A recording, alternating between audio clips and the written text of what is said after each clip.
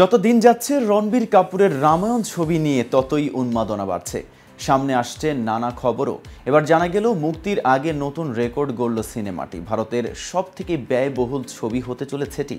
তবে সেই বাজেটের অঙ্ক শুনলে আপনার চোখ কপালে উঠবে। তাহলে কত বাজেট নিয়ে নেমেছে সিনেমাটি, আর নতুন কোন চমক রয়েছে এটিতে? চলুন এই বিষয়ে বিস্তারিত জেনে নেওয়া যাক এই ভিডিওতে। আর কেটিভি শোবিজ থেকে আমি মেহেদি হাসান আছি আপনাদের সাথে।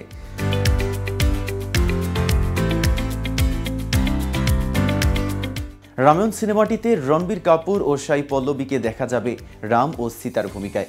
ইতিমধ্যেই প্রকাশ্যে এসেছে রণবীর কাপুর ও সাই পল্লবীর বেশ কিছু লোক। তাদের ছবি দেখে অপেক্ষায় দিন গুনছেন উচ্ছ্বসিত ভক্তরা। এর আগে রণবীর কাপুর অভিনীত ব্রহ্মাস্ত্র পার্ট 1 নির্মাণে খরচ হয়েছিল 450 কোটি রুপি। এবার সে সব কিছুকে টপকে হিন্দি ছবির ক্ষেত্রে একটা বেঞ্চমার্ক তৈরি করছেন রামায়ণ। জানা গেছে সিনেমাটির প্রথম পার্টের জন্য $100 মিলিয়ন বা 835 কোটি রুপি বাজেট ধরা হয়েছে, বাংলাদেশি মুদ্রায় যা 1168 কোটি টাকা।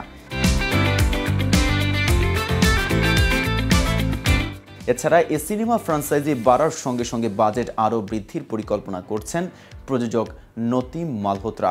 রামায়ণ সিনেমায় হনুমান চরিত্রে দেখা যাবে সানি দেওলকে। রাবণের ভাই বিভীষণের চরিত্রে অভিনয় করছেন বিজয় সেতুপতি। অভিনেত্রী লারা দত্তকে দেখা যাবে কৈকেয়ীর ভূমিকায়। সিনেমাটি 3টি পর্বে নির্মাণ করা হবে। আরও জানা গেছে রামায়ণ সিনেমার পোস্ট প্রোডাকশনের কাজের জন্য ব্যয় হবে 600 দিন। এর ভিএফএক্স এর দায়িত্ব দেওয়া হয়েছে অস্কারজয়ী সংস্থা DNEG-কে।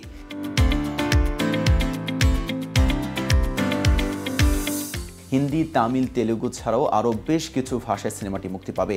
বক্স অফিস বিশ্লেষক সুমিত জানিয়েছে 2027 সালের অক্টোবরে মুক্তি পাবে রামায়ণ। অন্যদিকে শুটিং শুরু হতে না হতেই বিপাকে পড়ছে রণবীর কাপুরের রামায়ণ ছবি। তবে এই প্রথমবার নয়, এর আগেও শোনা গিয়েছিল অর্থের কারণে প্রায় বন্ধ হতে বসেছিল এই ছবির শুটিং। সেই সমস্যা কাটিয়ে অবশ্য সম্প্রতি রামায়ণের শুটিং শুরু করেছেন পরিচালক নীতিশ তিওয়ারি।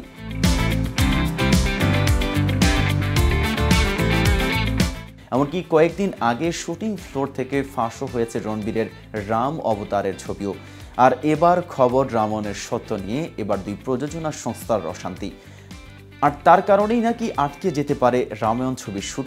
বিভিন্ন সূত্র থেকে জানা যায় এই ছবির অন্যতম প্রযোজনা সংস্থা মধু মন্টেনার সঙ্গে আর্থিক লেনদেনের সমস্যা নিয়ে বচসা শুরু হয় প্রাইম ফোকাস টেকনোলজিসের। তাকে বিক্রির সময় যে অর্থের কথা হয় তা পায়নি বলেই খবর। অন্যদিকে মন্টেনা প্রযোজনা সংস্থার কথায় প্রজেক্ট রামায়ণ একেবারেই তাদের। সো ভিউয়ার্স, এ সম্পর্কে আপনার কোনো মতামত থাকলে জানতে পারেন কমেন্ট বক্সে। আর ভিডিওটি ভালো লাগলে লাইক শেয়ার করতে ভুলবেন না। আজ এই পর্যন্তই। এতক্ষণ সাথে থাকার জন্য ধন্যবাদ। নিত্য নতুন সকল আপডেট পেতে কেটিভি শোবিজের সাথেই থাকুন।